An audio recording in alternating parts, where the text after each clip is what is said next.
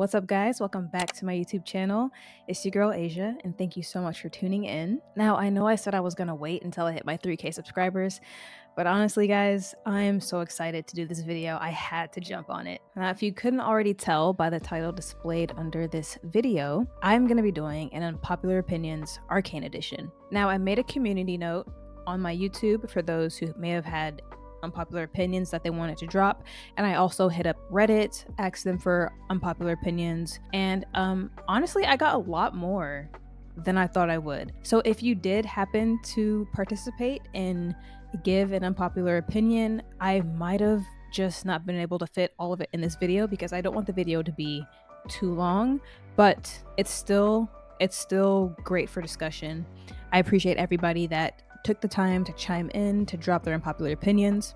Now, before we get into this video, guys, a few disclaimers because this is the internet. Please, and I cannot stress this enough, please do not take these opinions to heart. That's exactly what they are. They're opinions, unpopular ones at that. Everything that you hear today, even my points, are going to be subjective. Now, obviously, there may be some opinions that you do not agree with, and that's totally okay. You guys are allowed to disagree and have your own opinions about the show and its characters and the conflicts and whatever the case may be.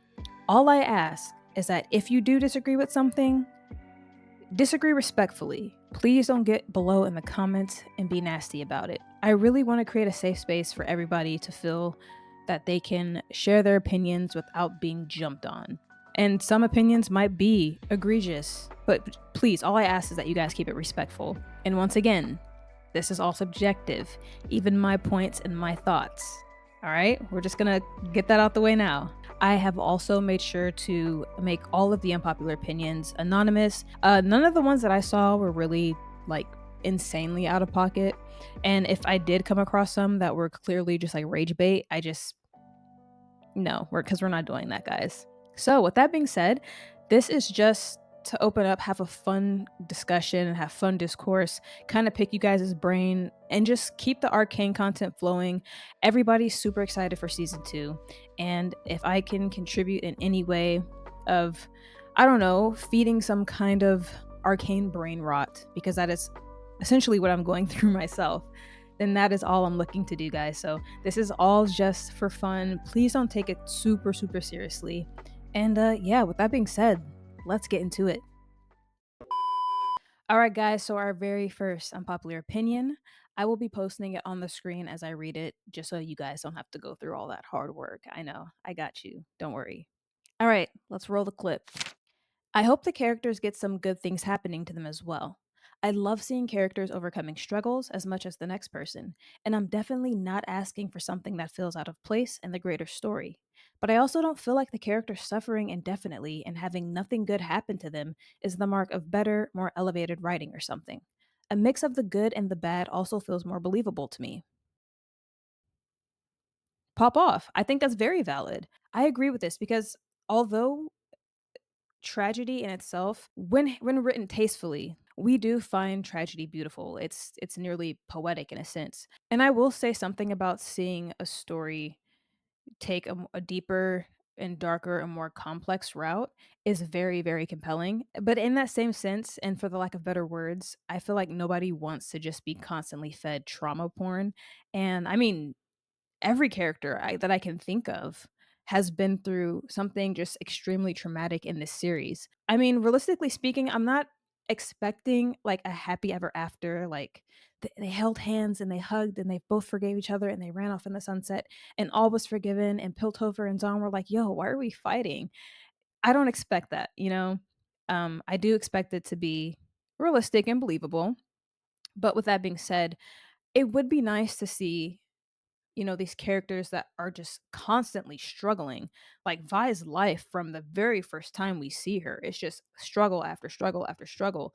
It would be nice to see something heartwarming and something that, you know, it kind of serves as like relief, you know, for the characters. So I do agree with this. I feel like having a nice balance of, you know, things going horrible in their life and then a moment of relief, a moment of elation, if you will. So I definitely agree with this. I would love to see a nice balance, especially because I just personally don't know how much more trauma I can take.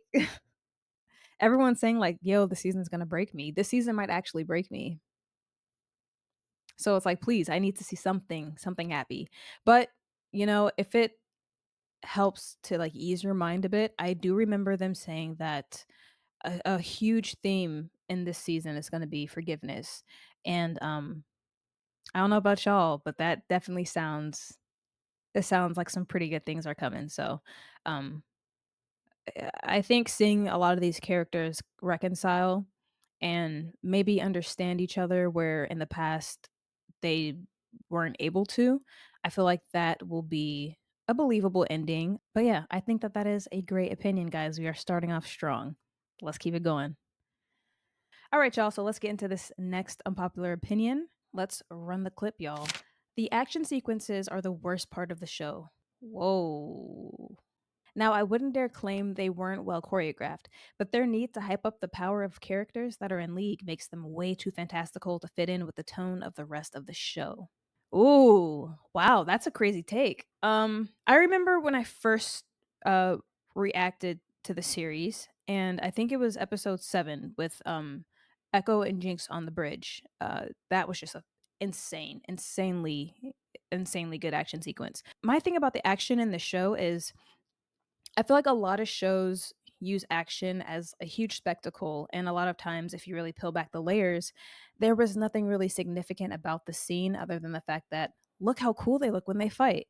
And I think Arcane did it in a way where the spectacle was very much still there, but there was also storytelling nuggets included.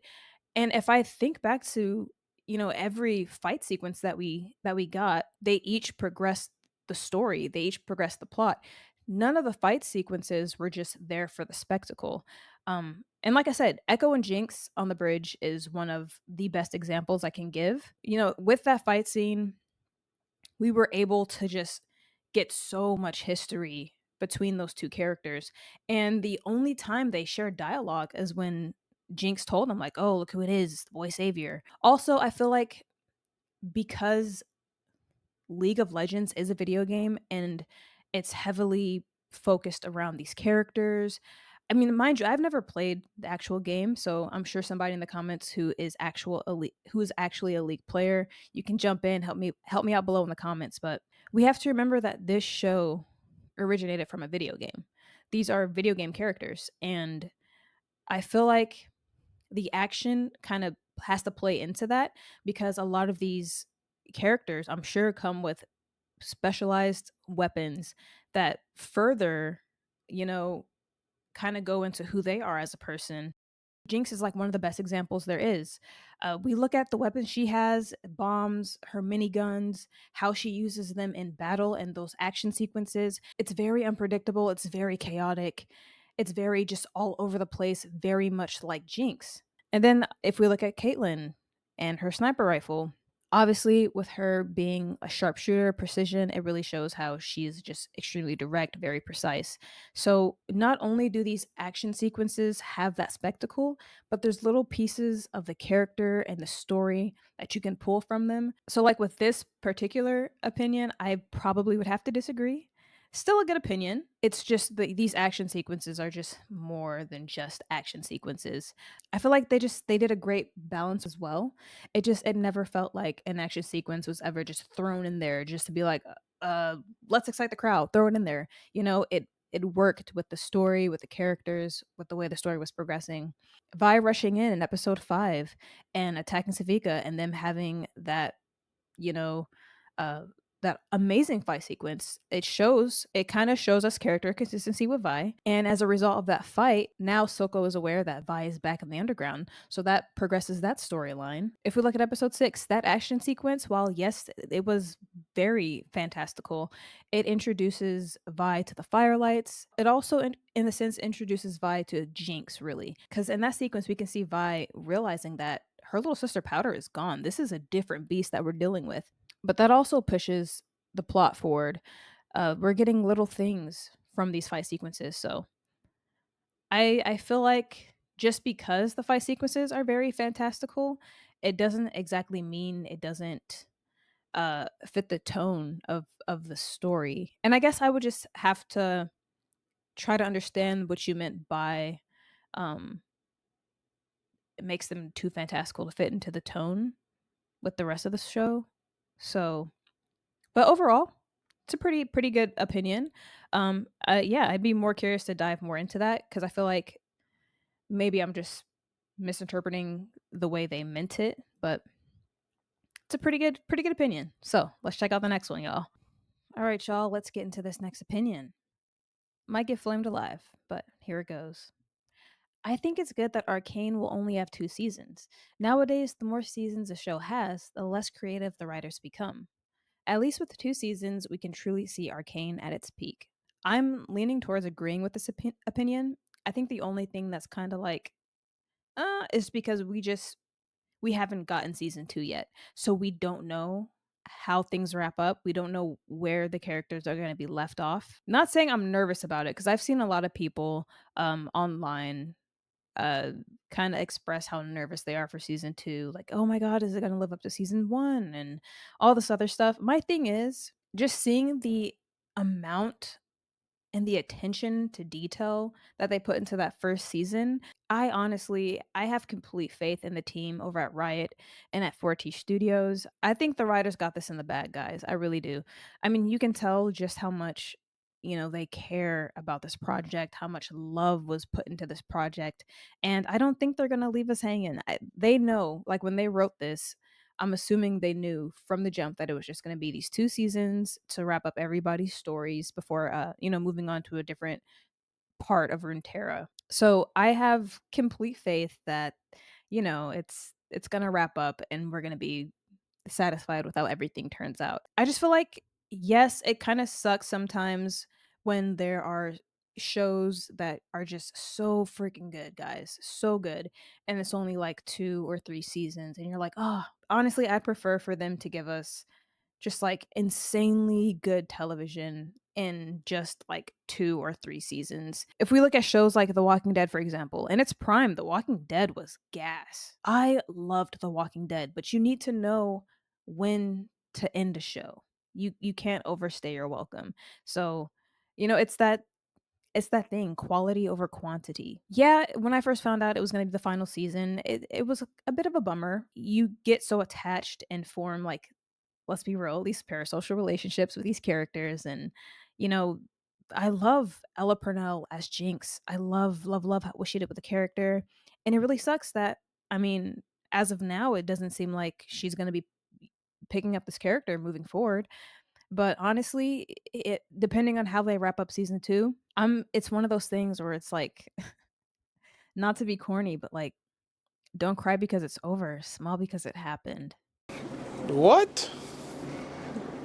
Bro, what are you talking about, man?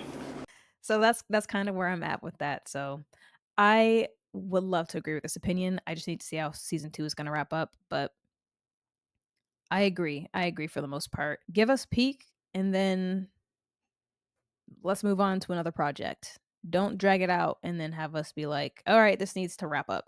So, I agree. Great take. All right, guys, we got our very first character unpopular opinion, and this one is going to be Ambessa. So, let's see what this person had to say. Ambessa seems to have stumbled in from a bad anime, a completely one dimensional villain in a show filled with complex, relatable antagonists like Silco and Jinx. Wow, okay. You know what? I will say I do think um I think they did that on purpose. Well, for one, there was a lot of story already packed into the first season. There are a lot of characters that you can consider an antagonist, and I feel like they did that purposely because she is going to be the overarching villain or antagonist, if you will, for season 2. I've heard people argue that it's going to be Jinx, um, or it's going to be Ambessa.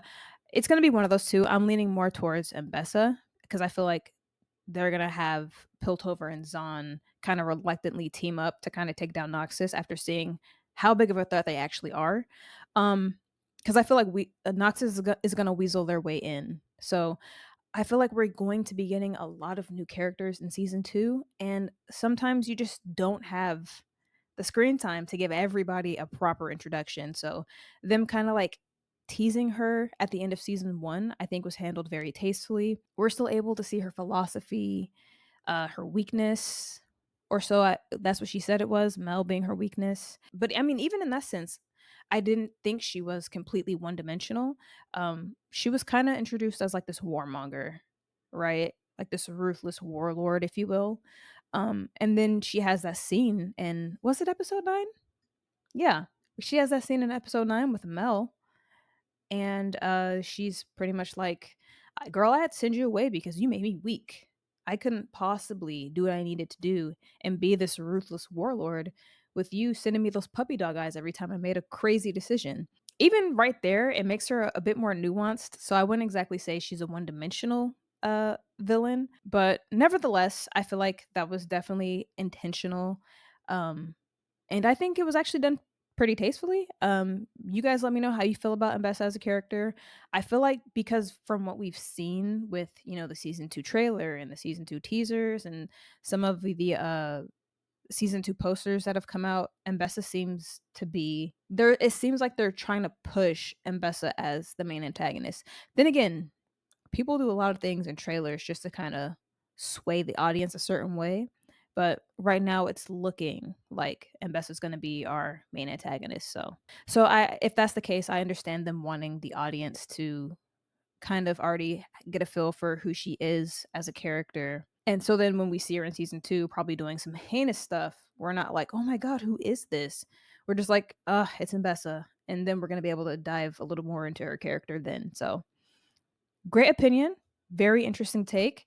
And yeah, you guys let me know how you guys feel about Ambessa. Do you think she was very one-dimensional? Do you think that was intentional? Would you have liked to see more from her in season 1? I don't know. I'll look for you guys' comments below. But in the meantime, let's move on to this next opinion. All right, guys, we've got another character inspired unpopular opinion. Today's lucky contestant is Caitlyn. All right, so this one says Caitlyn has way too much plot armor.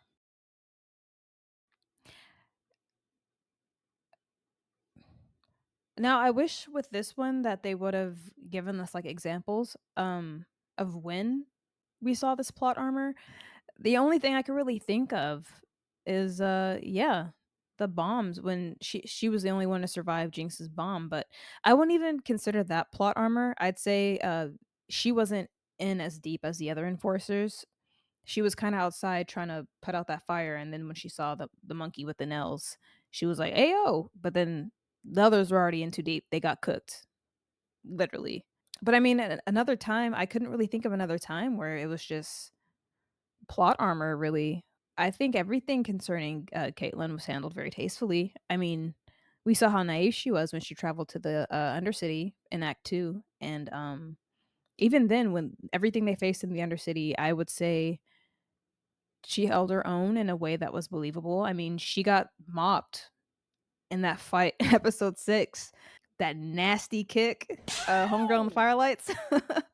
But I mean, like, yeah, I'd love to dive more into that, but I need some examples. I need to know what you're referring to when you say that she has too much plot armor. If anybody else feels this way, where you feel personally that Caitlyn had too much plot armor, if you could explain maybe like why you feel that way or give us examples as to, oh, in this particular scene or in this moment, this is where I feel like she had too much plot armor, then we can get into that conversation. But as for now, I'm just gonna say i don't I can't think of a scene where I thought she had plot armor or I was like, oh, this is unbelievable, so thank you for participating though. Thank you. So let's go on to this next one, y'all. Okay, this next one I thought was actually really cute.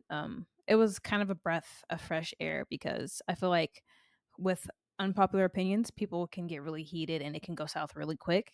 This one was just really cutesy, really mindful, really demure. I'm kidding. I'm kidding. Yeah, let's pull it up. Let's pull it up.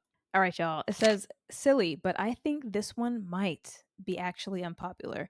But I prefer Caitvi to Violin. Violin sounds lovely, but Caitvi is just much more recognizable and iconic. Piltover's Finest is the OG and my favorite, though. You ate that. Like, I love Caitvi. I adore those two. Need to see it happen. Season 2, okay? My thing is, like, I was never, like, the biggest, like, K-Vi shipper. My number 1 ship is Time Bomb, which I've learned is very controversial. This opinion isn't about them, so let's get back to Caitvi. Like, when I first found out that their, ship name was Caitvi, I was like, "Y'all, Violin was right there." But honestly, when you say it like this, Caitvi is just much more recognizable and iconic. I feel that because when someone says Caitvi, I automatically know you're talking about Arcane, Caitlyn, and Vi. I get it.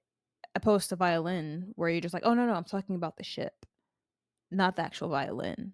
So, I totally understand where you're coming from with that. Geez, all this talking has my voice going hoarse. If I start talking like this, it's just I'm doing a lot of talking. On my regular day to day, I'm not this much of a yapper, guys, I promise. My vocal cords are stressed, honey. But yeah, I think the more I hear Kate Vi, the more I like it. Because beforehand, I was just like, y'all, violin is right there. You know, I will say it definitely is more recognizable. I'm approaching iconic. I haven't made it there yet, guys. I'm gonna get there, but I definitely agree with recognizable. So I don't know. I want to call you sis so bad because I feel, and that's just how I talk. But I don't want to offend nobody. So you ate that. I don't know who you are, but you ate that. All right, now this opinion in particular kind of had me shook a little bit, because it was just so, I don't want to say random, but I was just, like, so used to everybody talking about, like, their favorite character or their favorite ship. This one was very different from the others, so let's get into it. I was very excited to add it in the lineup, so let's pull it up. I wish we got to see the Chemtanks as the people within them and not just the monsters to provide a punch. It doesn't have to be some long thing, just some little simple humanizing moments. I think it'd make for interesting questions and we'd see differently harming them. Just wish that we got to see more Zonites working for Silco as people, just making a living or fighting for what they believed in. Like the enforcers with Jinx, and how we really see those she harms or even just scares as people. I always thought it would be a nice parallel between the sisters if we got to see the effect of Vi's violence in a more serious framing. Very, very interesting opinion. Or I should say, very, very interesting take. And it's like, for me personally, it wasn't something I had initially thought of when watching the series. Um, then again, I feel like a lot of this is just because there was already so much story packed into the first season. And, you know, unfortunately, we just don't have the capacity or the screen time to fit all these characters and, you know, these humanizing moments into the season. But I do agree, like, we got to see little glimpses of, you know, Silco's people, like that small scene at the bar with Chuck and Jinx. We love Therum. We adore Therum, right? Or at least I did. I thought he was really adorable, actually.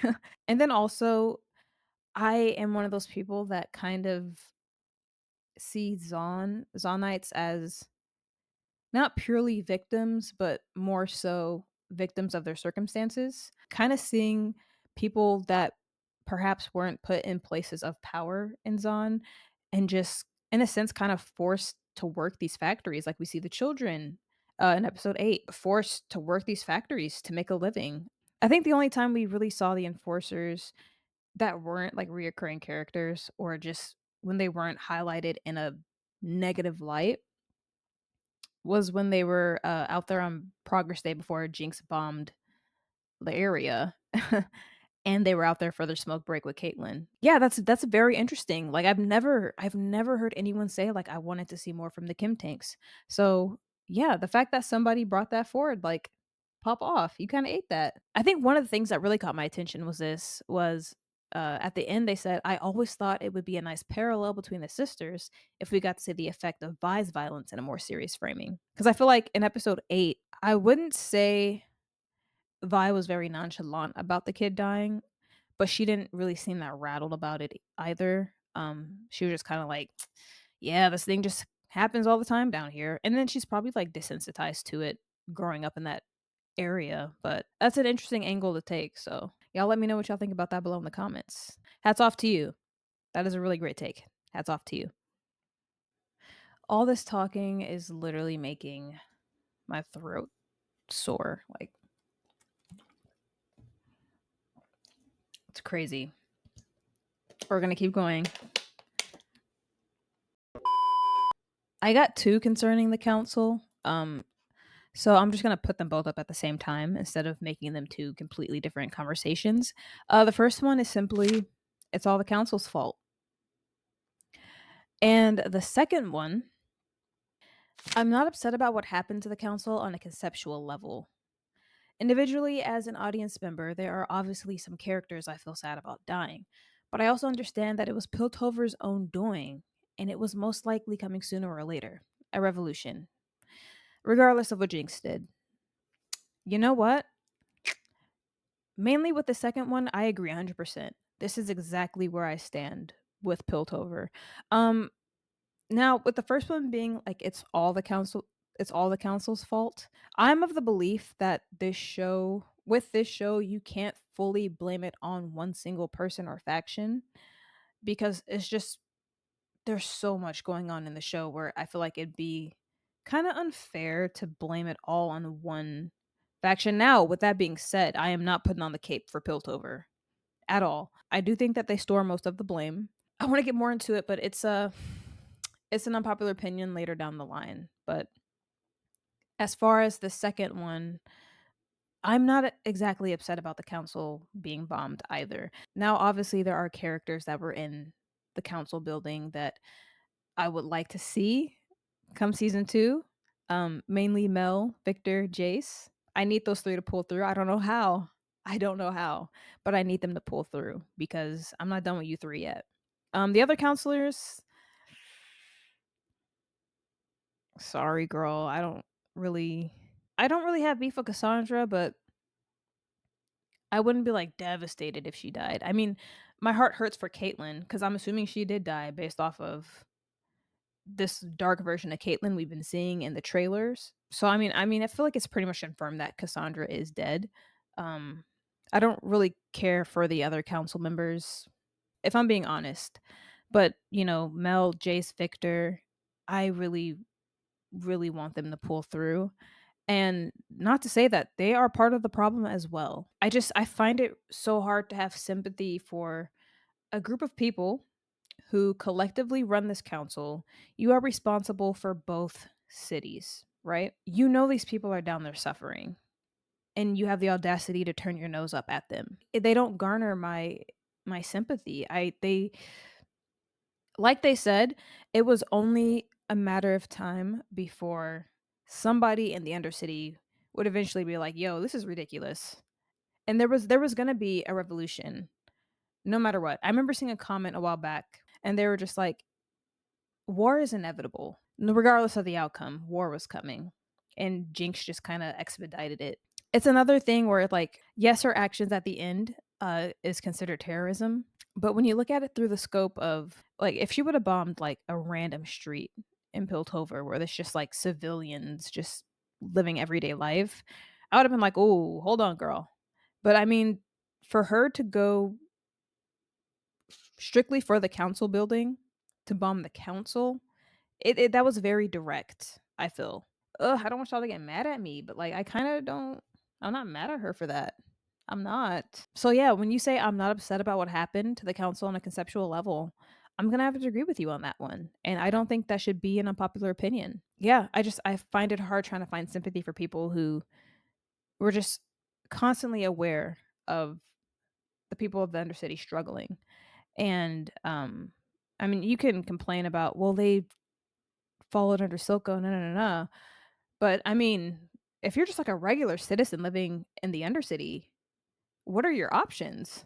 I hate that it came to this point, but like you said, there was going to be a revolution regardless at some point. That's kind of where I stand on that. But yeah, I want to see Mel, I want to see Jayce, and I want to see Victor in season 2, guys. So okay, we've got another character opinion. I love these character opinion guys. Oh my god. Okay, this one is concerning your boy Finn. For those who may not remember Finn, he had one of the dopest character designs. I want to say he was the head of the Kim Barons, but then again, I feel like that's kind of an insult to the Kim Barons. But let's get into it. Let's pull up this unpopular opinion. Finn is the only badly written named character.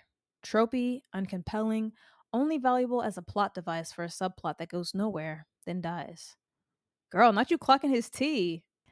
All right, so here's my thing with Finn. The only thing I was, like, really disappointed about, like, with his character is that he had such an amazing character design and he was just kinda scrapped, you know?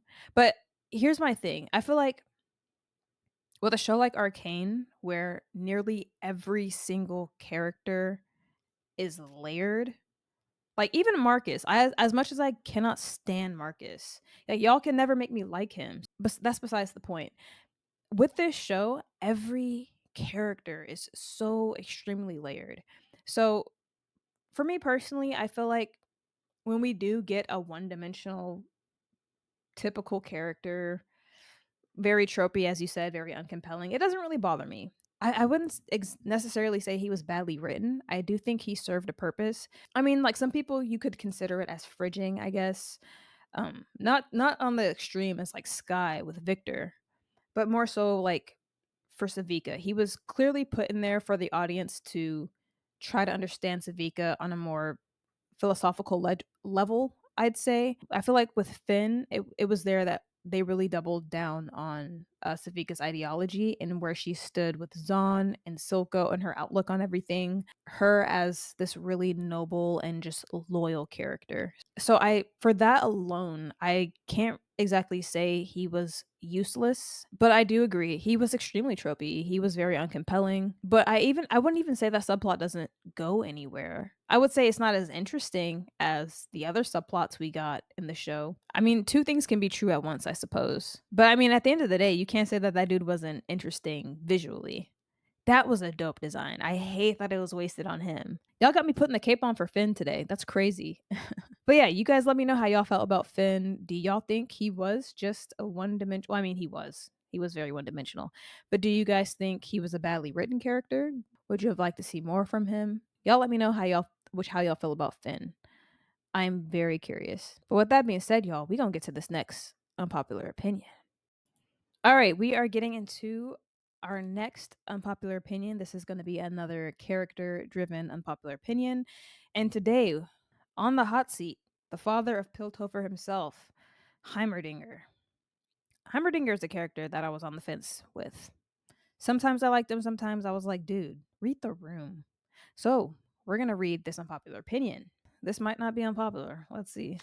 Heimerdinger is the only true villain in Arcane Season 1.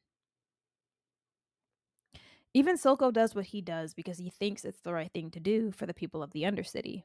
Heimer, meanwhile, headed the Council of Piltover for 200 years and managed to stay oblivious or indifferent to the ongoing suffering of half its citizens for at least several decades, and even after Vander and Silco's desperate and violent rebellion. Now, Heim was one of the people when I first watched, on my first watch, I felt really bad for this dude. I was like, oh my God, why is everybody ganging up on him? He's just trying to be cautious. He's trying to make sure that, they don't go too far with his hex tech. It wasn't until I rewatched the season that I was kind of like, low key. I don't think he was trying to be the villain, but low key, because what do you mean you've been head over the council for 200 plus years? 200 plus years? And you don't even know what's going on down there? People are suffering. And I kind of got the vibe that, after he got booted from the council, when they retired that man, that him venturing down to the Undercity, that was the first time he had been there in centuries. For a guy that's as smart as himself, I feel like he could have easily came up with some kind of solution for the Undercity if he wanted to, if he really wanted to. Um, it's another reason why I'm very excited to see where this Echo and Heim subplot goes in season 2, because I feel like those two put in their heads together, they could do some real good for the Undercity, or Zahn, I guess I should say. So yeah, for that I'm very excited, and I feel like he has the chance to redeem himself through that. It's crazy when you think about it. 200 years, man. 200 years and you did nothing to help them?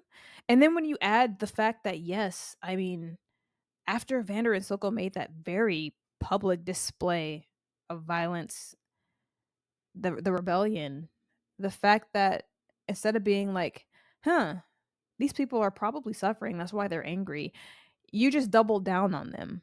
It's crazy work to me. It's crazy. I really hate to just solely put all the blame on Heim, but dude, it's not looking too good for you. Like, you have no excuse. There's no excuse for you. You've been around for centuries. Centuries. And he lets you know too, like, "Oh, I'm 300." He lets you know. It's something he is proud of. You talking about, "Give it 10 years." Sir, I don't know if I have 1 year. What do you mean?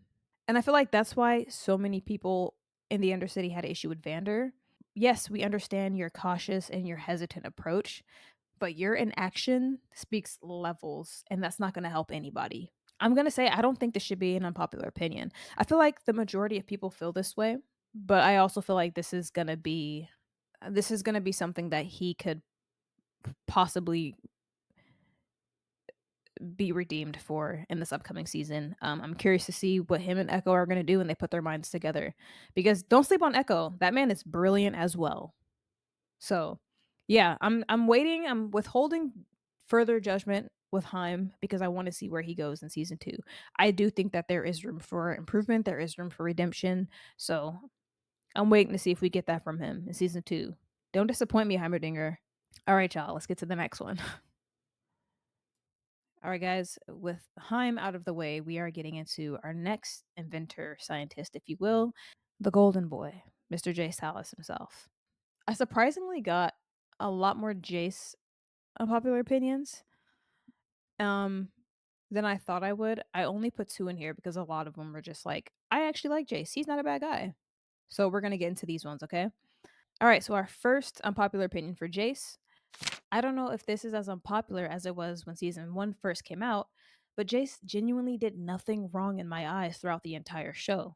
Literally everything he did was the result of some conflict of the crazy circumstances he suddenly pushed into and his pledge with Victor to help others. Now, I will agree with you. I do feel like Jayce gets a lot of unnecessary flack from the fan base. Why that is exactly, I'm not quite sure. I don't really have anything against him, but at the same time, he's not that interesting to me. Um, I'm not saying like the whole Hextech thing wasn't interesting. I'm just saying like as a character, I feel like the thing that kind of annoyed me a bit about Jayce is that I feel like he allows other people to shape his ideas too much, where it's just kind of like, all right, bro, I need you to have your own original thought, which is ironic because I mean, he came up with Hextech, but I just feel like throughout the series, we see him constantly get his ideas shaped and molded by the people around him. Now, I only had 2 issues with Jayce really. The first issue, people try to frame him as like some innocent dude, and in the scope of things, I feel like yes, he was dragged through a lot of stuff, but we have to keep in mind that, as Grayson stated, this man had unauthorized, and he knew that they were unauthorized. He had unauthorized and very unstable objects in his apartment. And then if we look at that scene later in the series where his prejudice just shines through on Victor, and he was like, they're dangerous, talking about the people in the Undercity. I didn't like that at all. I was like, who are you calling dangerous, sir? You had unauthorized, unstable explosives in your apartment. And don't tell me he didn't know that they were explosives.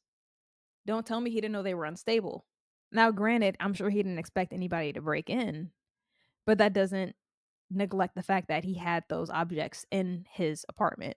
Now, if I lived in an apartment complex and I had a bunch of C4 in there, and you were my neighbor and you found out one day because someone broke into my apartment and set the C4 off, I feel like you'd be like, yes, I'm sorry about the break-in, but why did you have C4 in here?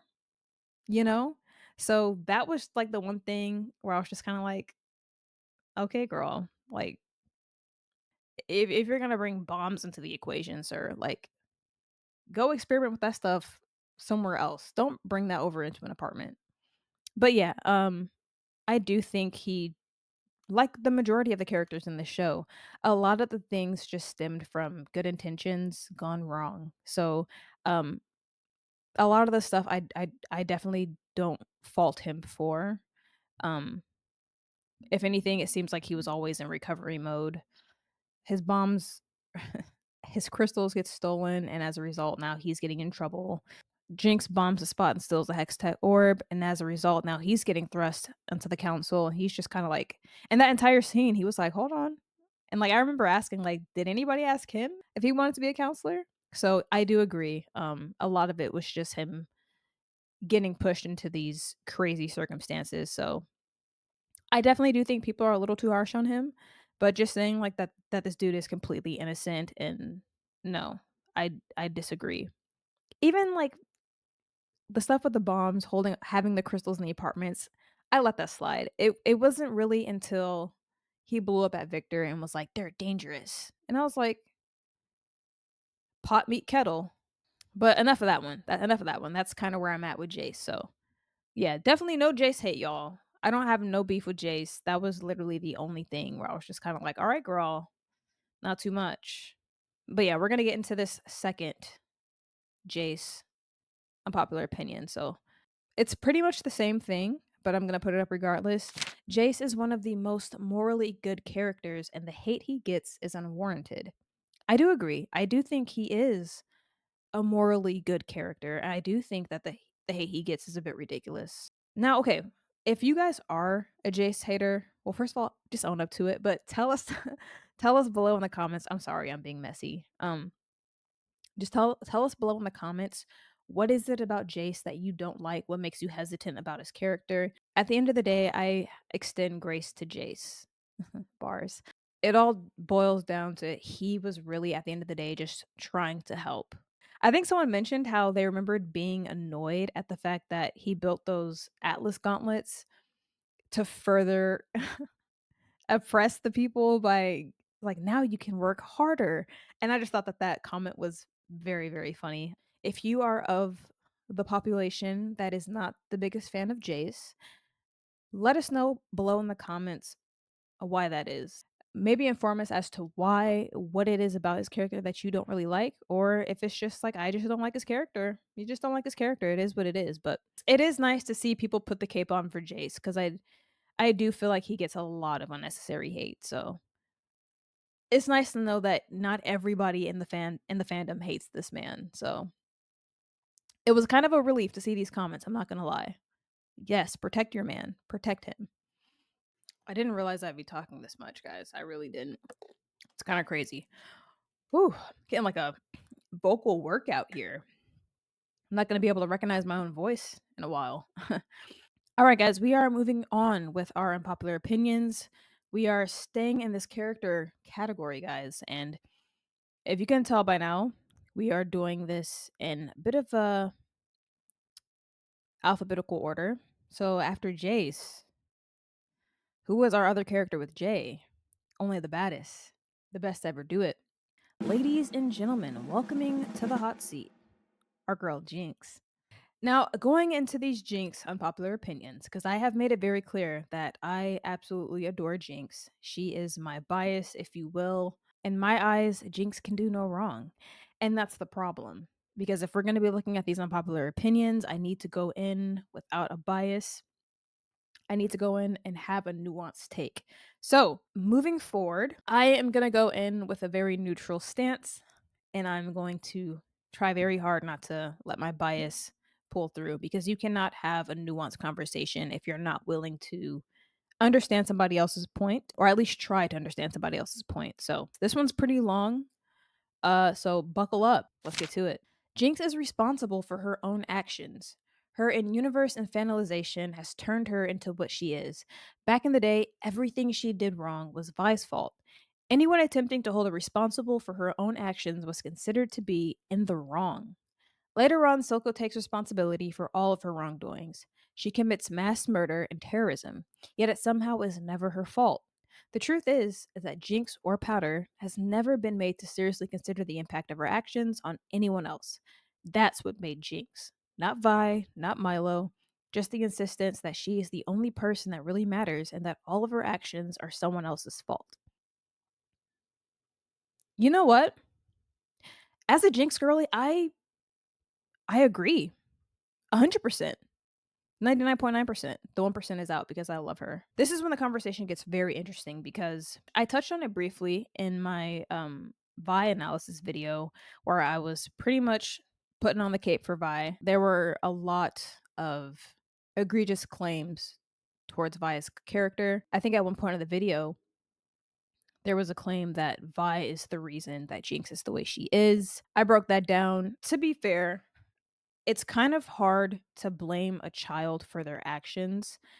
Not saying that children shouldn't be held accountable, but I feel like it is a bit harsh in a sense to blame a child for something, um, especially something so extreme. Now, with that being said, I do believe that there are more factors at play that craft who Jinx is, who Powder grew into. When you're young, when you're a child, everything around you makes an impression on you, right? Those are your formative years, if you will. Regardless if Vi or Silco meant to have a lasting impact on her, there are certain things that she gained from both of them, from Vi, from Silco, from Mylo, from the circumstances she faced growing up in the Undercity. It all shapes you into the person that you are today. Now, with that being said, I'm not saying those people are to blame. I'm just saying that you take bits and pieces from the people that you're around growing up. That's what makes you who you are. I feel like people always want to play the blame game in the circumstances, and with this show, you cannot simply point the blame at anybody. My thing with Jinx, and I mentioned this as well in my video, I am in no way saying that it is Vi's fault. Unfortunately, as her guardian, because Vi is a purified child, so unfortunately as her, main guardian, because it just seemed like Vi was closer to Powder than Vander was really.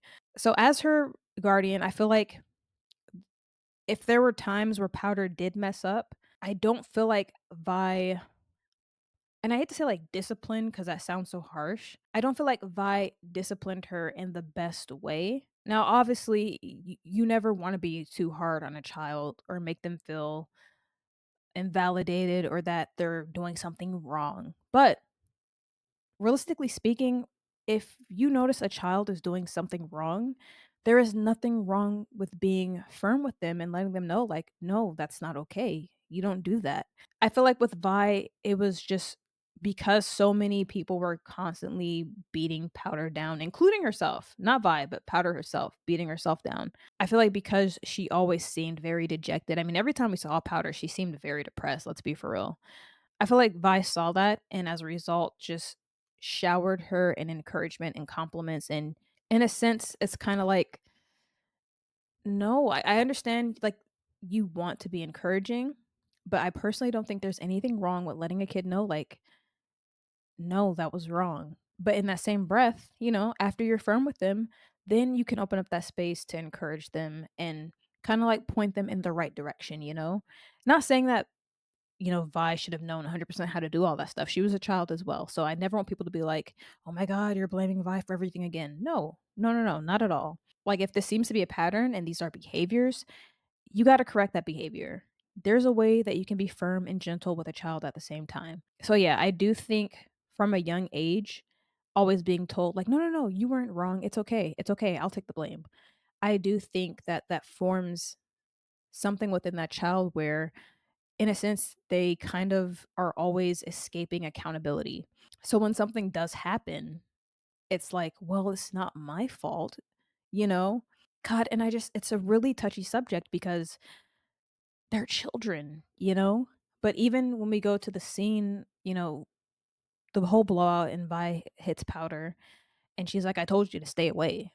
I told you to stay at home. Even though we see where she realizes, like, I messed up. Her first thing is, well, why did you leave me?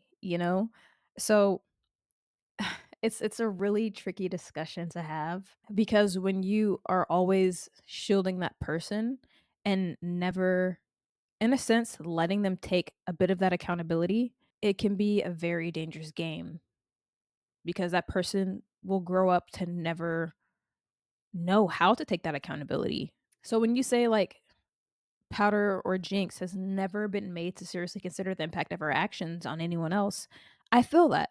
I feel that 100%. And it was something that I've even thought about, I think like the biggest act for me was when she killed those 6 enforcers. in episode 4 during Progress Day. It is one of those moments where you're kind of like, at some point, Jinx, I love you, girl, but at some point, and mind you, it's really hard because it is a very traumatic experience, and this is like heavy trauma that was brought on to her in her formative years, unfortunately. I can't fully just be like, she did nothing wrong. She did nothing wrong. She was a child. You can be a child and still be in the wrong. And I feel like if growing up, if she would have been, God, I hate to use like forced to take more accountability for her actions, but if she would have been taught to, you know, take accountability for your actions, and it's all about how you discipline a child.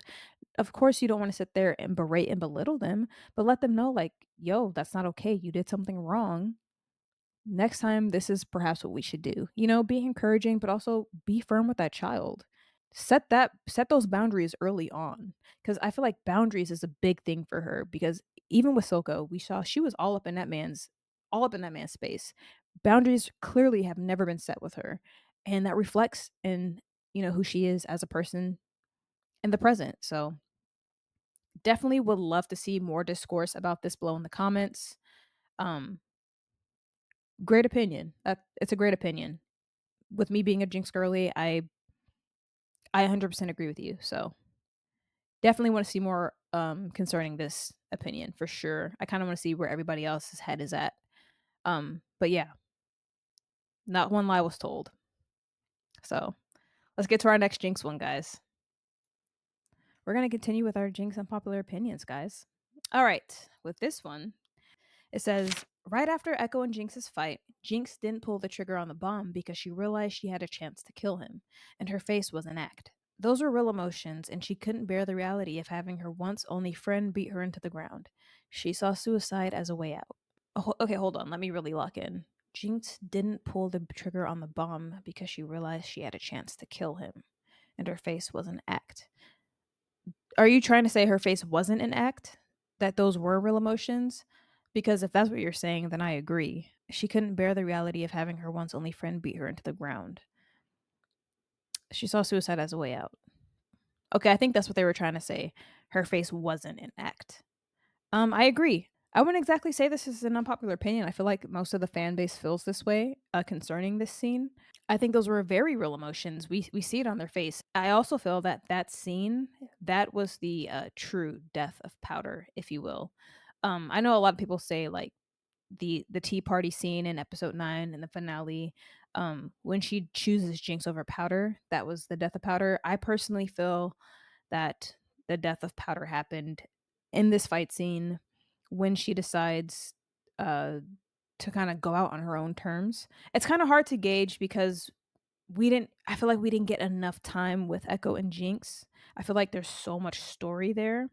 But I feel like it really hurt her for her best friend, Echo, to see her as this monster, if you will. And I feel like, like the resentment in her voice when she's like, "Oh, look who it is, the boy savior." It almost seems like she's angry at him that, okay, you were able to save all these people, but when it came to me, you couldn't do it. I'm sure like to her, she's like, "Okay, this is like my last true friend." Like as we see, like she has no negative feelings or memories concerning Echo. Like when we see her, usually talk to other people in the series, it's always she's tied to them with some negative memory. With Echo, it's only positive things. And so I feel like that friendship that she once had with him, it's a huge loss for her.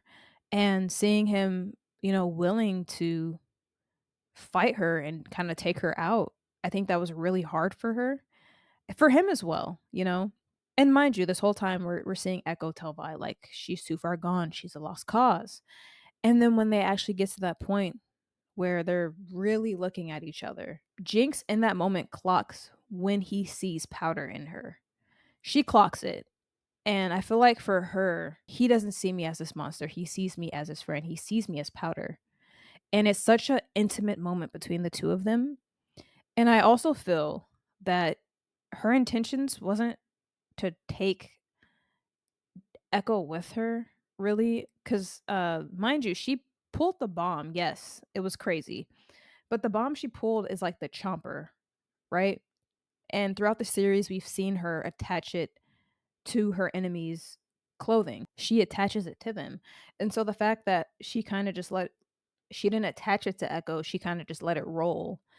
I feel like it was one of those things like if it goes off and it takes me with it, I can die as powder. I can die knowing that somebody still saw that part of me. Cause I mean, at this point in the series, although we know that's not the case with Vi, to Jinx at that moment when she turns her back on her physically to, escort Caitlyn off the bridge. To Jinx in that moment, it's like, okay, you made your choice, you know?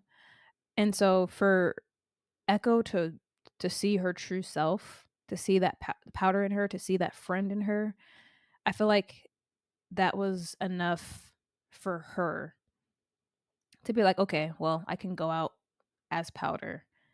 And that's why I feel like she lets the bomb off and didn't attach it to Echo because it still gives him the option to, you know, hit it far enough where he could get away as opposed to taking him with her. She definitely saw the bomb as her way out, as a way to just end all the madness. And I truly feel like if Silco wouldn't have found her, she would have. So, yeah, I'm gonna say I agree with you on this. Those were definitely real emotions, and yeah, it was just a beautiful scene. I think that's what kind of stoked my time bomb heart because it's not so much in the sense where it's like I want to see these two characters in a romantic relationship. I personally I love angst. I love it when it's written tastefully, and I something about friends to enemies, well, childhood friends, even better. Childhood friends to enemies, back to friends to possible lovers in the future. I love that trope so much. I love it. The angst that it oh, I love it. Pump it into my veins, guys. Pump it into my veins. But yeah, when I say like I ship them, I mean the only person Jinx needs to be shipped with is therapy, if we're being for real. But I like the idea that when we see her, she's chaotic, she's loud, she's crazy. And it almost seems like when Echo's in the picture, she's calm, she's serene. You know what I'm saying? And I love that. That look that they gave each other, the emotion, it was beautiful. It was beautiful. But yeah, I agree with this opinion. You guys let me know, what do you think was running through their minds when that happened? Let's get that discourse going in the comments below. So, let's move on to this next unpopular opinion. All right, y'all, we are moving on from our Jinx unpopular opinions and we are moving into Mel. I didn't get a lot of Mel unpopular opinions. As a matter of fact, I think this was the only one. I think this was the only one I got. But nevertheless, let's get into this one. So let me roll the clip. I mean, technically, it's not really a clip because it's not a video, but I like how it sounds. Okay, because there's always going to be one person that feels the need to be like, technically, you can't roll the clip because it's not a video. I like how it sounds. Okay, roll the clip. It would be a narrative mistake for Mel to survive Jinx's rocket. As someone who is always thirsting after Mel, I need to see her in season 2. I'm not even gonna lie. Like I've had this conversation with some mutuals on social media who are equally as obsessed with Mel as myself, and they're just like, I don't care if it suspends belief. She needs to be alive in season 2. And honestly, same because that's real. That's real as hell. My thing is, I've heard people say that just because the gold on her back and her shoulders lit up, that doesn't mean anything. She doesn't have any magical uh clothing or powers or anything. And I mean, honestly, she was the person in front of the window when the bomb hit. So as much as I want her to be alive, I physically don't know how they're going to make it where she was not affected by that bomb. I don't know. And that's what scares me.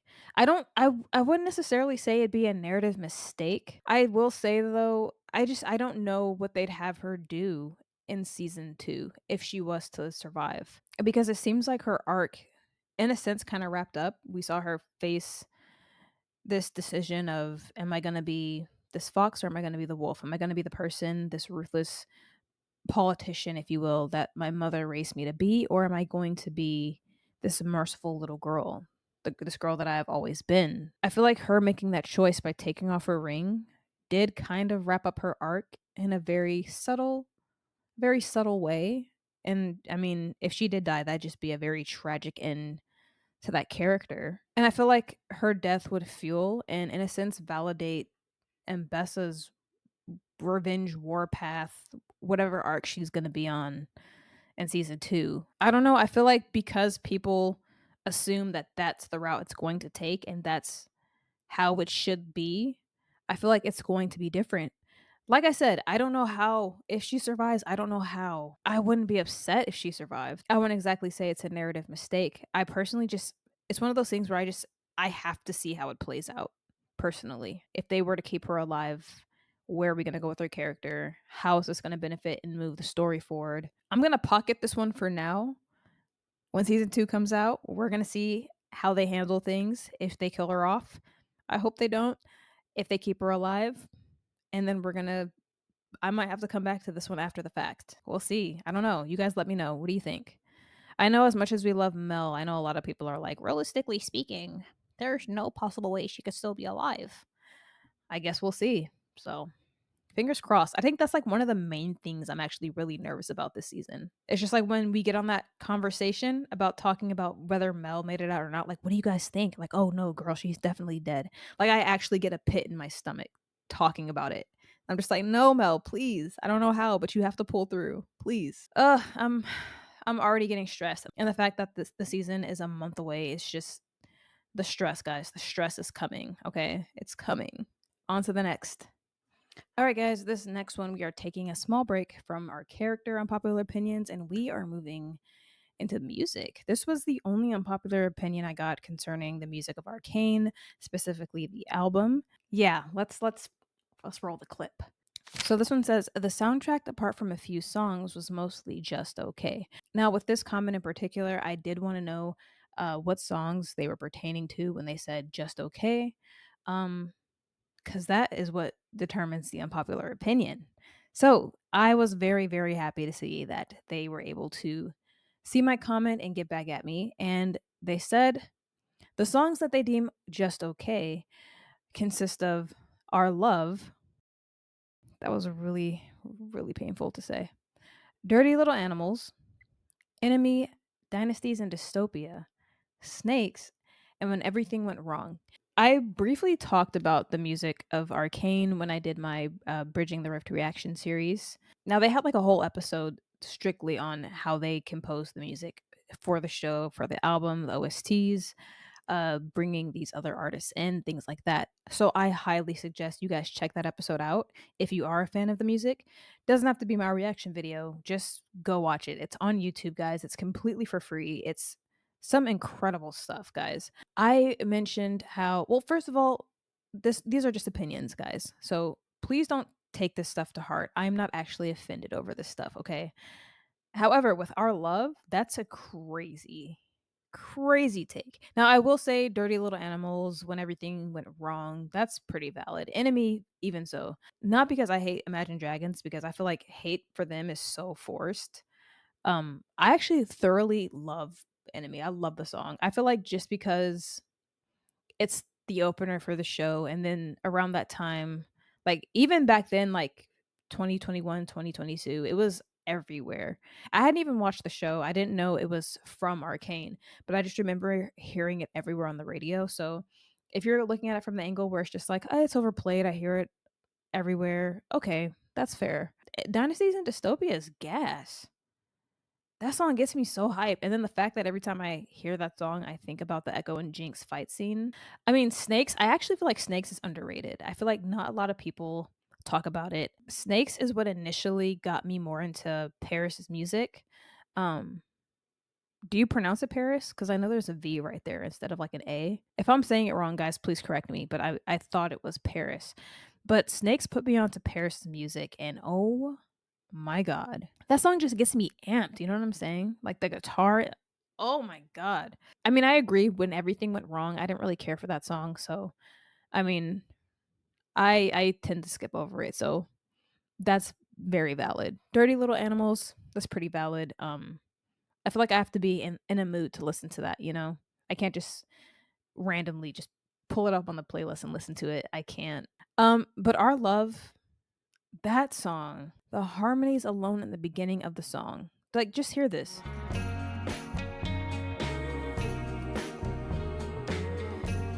I don't know how you hear that and you're just like, it's okay. That's crazy. Like, if no one else will defend that song, I will defend Our Love till the end of my days. That song is so slept on. And every time I see people rank the songs from the album, it's always solo on the list. Every time. I don't understand. What don't you guys love about Our Love? It's such a heartfelt and warm song. It's just and it could be for a romantic love or familial love. It could be for whatever kind of love you want it to be. It's a beautiful song. And then the vocals, yeah, you're entitled to your opinion, but that's a crazy take. Like, even if you just like removed Our Love from up here, I'm kidding. Yeah, you guys let me know, what songs were you messing with on the album? What songs were you like, it's a no for me, girl? Or were you just one of those people that were like, I could listen to it all the way through, no skips? Let me know below in the comments. All right, let's move on to the next one. All right, we're going to be getting into our next unpopular opinion. This one is another character driven unpopular opinion, and this is actually surrounding Mylo. Now, I've got two Mylo ones. I'm not going to put them both up because they are both essentially the same unpopular opinion. So let's bring forth this unpopular opinion. Mylo doesn't deserve the hate he gets. He's a stupid kid who's insecure, living in poverty, fighting to survive. It doesn't excuse the way he treats Powder, but he was only like 13 or 14 and had room to grow as a brother. The way I've seen people talk about him is pretty disturbing. You know what? As someone who did not like Mylo my first time around, I actually do agree with this comment. As a middle child myself, I understand to an extent. However, I I will acknowledge that I am a middle child, but I am the only girl. I have two brothers. And so, me being the only girl, I feel like I was still able to garner specific attention as opposed to, just totally being the forgotten middle child trope. Going back to Mylo, now for starters, you can't really fault them to an extent because they are children. They're growing up in these really harsh living conditions, where they're, forced to grow up. And obviously, seeing how insecure he was on my second rewatch after watching a bunch of, well, not a bunch, but there's a few like Mylo analysis videos that, I watched just for the heck of it to see like, what are other people seeing in this dude? And it was only then that I was kind of like, oh, that's actually kind of sad. The way he kind of acts out for that attention, for Vi's attention specifically, similar to Powder, but also the fact that if we look at it through a certain lens, one could even say Powder is more skilled than he is. I mean, we see this highlighted in the arcade scene when Powder shows how much of a excellent shot she is. And then obviously she's a tinkerer. She has that going for her. Mylo is supposed to be like the lockpick guy, right? And we see him struggle to do that. I mean, he's not the best fighter. When we see Vi and Clagger finish off their opponents in that first fight, Vi has to go and save Mylo, So it's kind of like when you look at it through that perspective where I feel like he realizes that he is actually the weak link of the group. And so he tries to kind of put that attention more so on Powder. And like you said, that doesn't mean it's okay to treat her that way, but I understand that feeling of not wanting to be the liability in the group, to not wanting to be the useless one. I don't condone, but I understand. It was just so consistent though, where I was just like, okay, man, you made your point. You made your point. But yeah, as far as like the way I've seen people talk about him is pretty disturbing. I agree. Because y'all, I fell into like some deep thread on Twitter and people were like, I'm glad he died in that explosion. I'm glad Powder killed him. I was like, whoa, that's a child. As much as he annoyed me in those first 3 episodes, I never wished death on this man. Like when he died, I was like, yo, That's crazy. I've seen, like, yeah, the fact that people have those conversations and those thoughts concerning Mylo because he was a sibling. It's kinda crazy. I agree with you on that. I've seen some crazy takes concerning Mylo, like, "I'm glad he died." Crazy. Like, I wouldn't even go that far and say, like, for Marcus, like, "I'm glad he died." Like, yeah, the dude was a piece of trash. I would like to use another word, but I'm trying to be a family-friendly type channel, just read between the lines. But, I mean, even when Marcus died, I was kinda like, "Ugh, I feel bad for his daughter." But yeah, I agree. I agree. I do think once you actually allow yourself to go back and really assess him as a character and see that he's just as insecure as Powder and he just uses that bravado. It just makes it more tragic, I feel. So I kind of had to back up from Milo for a little bit because I was like, all right, I understand. So I agree with this opinion for sure. Great take. Now, in typical fashion, because we talked about Milo, now we've got some Powder unpopular opinions. Or I think this is my only Powder unpopular opinion. But yeah, let's get into it because this one was actually kind of funny. Mind you, I adore Powder. I adore Jinx. We know this, but this was pretty funny. So let's roll the clip. Powder actually pissed me off at the end of Act 1. Stay in your room. I remember reading this comment. This was one that was on Reddit, and someone had commented under, and they were like, "Older sibling PTSD." My thing is because I remember when I rewatched it with my brother, because after I watched it, I had to put my brother on. I was like, "Yo, I've got this new show for you. I think you're gonna love it." He's a big animation buff like myself, so I remember his reaction to the scene. I mean, you guys saw how I reacted. I was completely devastated. Um, my big bro, just he was hot. He was hot about it.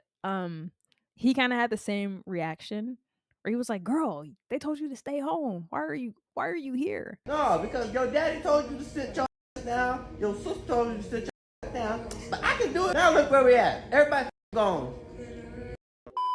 People react differently to it, but I've noticed just from like because since I've done my reactions, I've, of course, watched other people react to the show as well.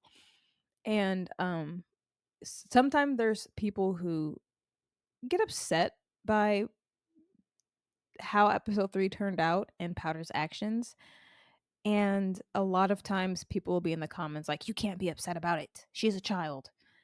And I understand to an extent after having all these just really deep and nuanced conversation about the characters and how this specific moment affected their psyches and things like that. And I just also feel like let people react how they want to in a sense, It's very it's a very valid reaction, I feel, to be upset about it.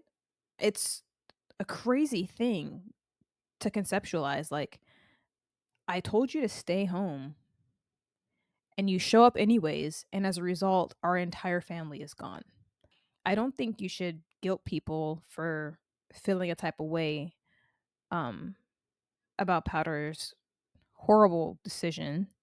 Although it was not her intentions, it's very valid to have an angry response to that, so I'm glad that this person felt comfortable enough to kinda go against the grain and be like, "Nah, Powder pissed me off. I get it. I understand." Um, and I feel like a lot of people, if they were put in that situation, I'm not saying you would hit Powder, so I don't want people to be like, "Just because I'm upset doesn't mean I'm gonna hit a little kid." I'm not saying you would hit Powder, but I'm feeling like a lot of people are very understanding in the comments. Mind you, this is just all an animated series, um, but I also don't wanna reduce it to that. I wanna have an actual real conversation about this. I do feel like a lot of people in the comments, you've seen a bunch of analysis and videos and psyche, understanding these characters, and you're like, "I would be understanding if this happened to me." But the truth is, in real life, if you were put in that situation and you told your younger sibling, "I need you to stay home," and they show up anyways, kill everybody that you guys know and love. In that moment, you're not, some people might, you might be the exception. I don't personally know you, but I feel like a lot of people saying like I would be very understanding and I wouldn't be mad at powder. I'm not saying everybody would be angry, but guys, come on, be so for real. You would not be like, it's okay, I understand, let's go home. You'd be like, yo, what the hell? I told you to stay home. What are you doing here? You know? I've seen people in the past mention that they would have been very upset and them kind of get jumped on by the fan base. Like, it's a child. But it's like, I'm also human with human emotions. So, with that being said, I think this opinion is very valid. And yeah, should have stayed in your room, powder. That was crazy. That was crazy. All right, y'all, let's move on to this next one. All right, y'all. So we still have a lot more unpopular opinions to get to, but I don't want to make this video too long, but at the same time, I don't want anybody to feel excluded. I truly appreciate everybody who took the time to participate and drop their unpopular opinions. It's because of you guys that I'm able to make this video and make more Arcane content for you guys. So that does not go unnoticed. And because of that, I did not want to exclude anybody. So I realized that I feel like my best course of action would be splitting this video up into 2 parts, with this being part 1.